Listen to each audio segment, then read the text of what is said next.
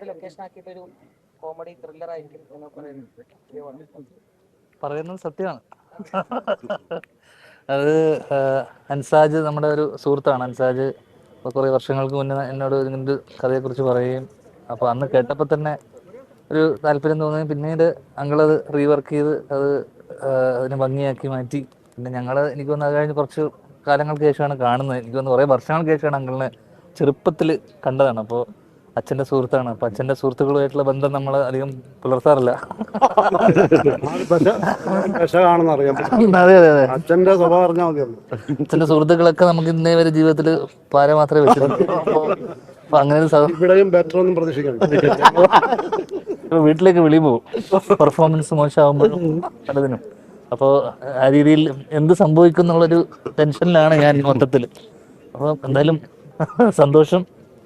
പാലക്കാട് പിന്നെ നമ്മൾ ഒരുപാട് പടങ്ങൾ സ്ഥിരം, ഈ വെയിൽ അത്ര സുഖമുള്ള പരിപാടിയല്ല. കുറച്ച് കഴിയുമ്പോൾ മഴ പെയ്യും.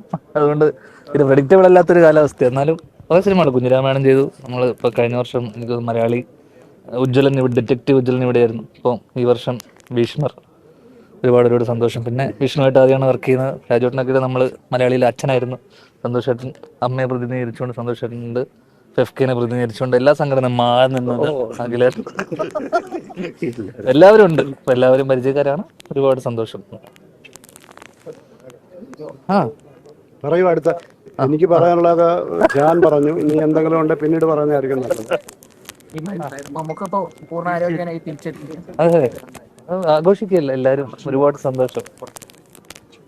മറ്റൊന്നിപ്പോ അമ്മയിൽ പുതിയ ഭാരവാഹികളൊക്കെ വന്നു. എന്നോടാണോ? ഇത് അമ്മയുടെ റെപ്രസെന്റ് ചെയ്ത ആളുണ്ട്.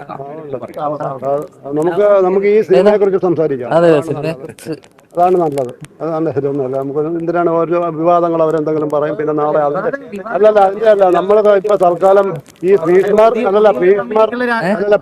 എന്ന് പറയുന്ന സിനിമയ്ക്ക് വേണ്ടി മാത്രം നമ്മൾ സംഘടിപ്പിച്ച ഒരു ചടങ്ങാണ്. ദയവ് ചെയ്ത് അതിനെക്കുറിച്ച് മാത്രം ചോദിക്കും. കമ്മിറ്റിക്ക്